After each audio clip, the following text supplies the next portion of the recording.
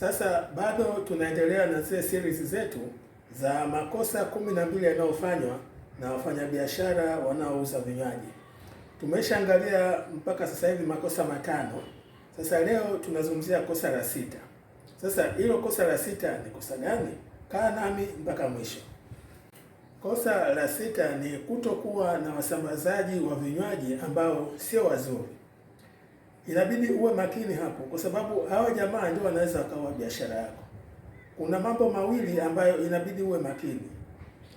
Kwanza, hawa wasambazaji wanatakiwa wasambaze vinywaji ambavyo viko katika hali nzuri, na kama haviko kwenye hali nzuri, wanaweza wakasababisha ukawa wateja wako hawaridhiki na aina ya bidhaa za vinywaji unazosambaza.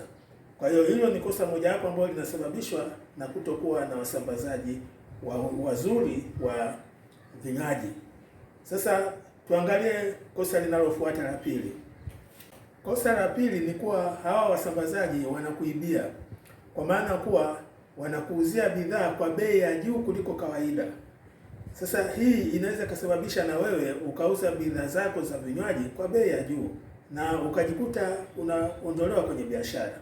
Kwa hiyo kuwa makini, hao wasambazaji wanaweza wakakubandikia bei ambazo sio sawa, ili kusudi na wao watengeneze pesa. Sasa hili ni tatizo, linaweza likasababisha biashara yako ikafilisika. Sasa lipi suluhisho la hili tatizo la wasambazaji? Namba 1, chagua angalau wasambazaji 3, alafu linganisha huduma zao kabla hujafanya uamuzi yupi awe msambazaji wako. Sasa kuhusu hao wasambazaji 3, linganisha bei zao kwanza za bidhaa, halafu pili, angalia pia linganisha ubora wa bidhaa zao. Sasa ukishalinganisha kwa hao 3, definitely utapata mmoja ambaye yuko vizuri, na huyo ndio utaingia naye mkataba wa muda mrefu, kwa sababu ukiingia naye muda mfupi, baada ya muda mfupi atakwambia bei zimebadilika. Kwa hiyo ingia nao wa muda mrefu ili uwe na bei za kudumu za bidhaa zako za vinywaji. Naona nimeongelea ya kutosha kuhusu hili tatizo la 6 ambalo linahusu kuwa na wasambazaji ambao sio wazuri. Nimeongea kwa kifupi sana.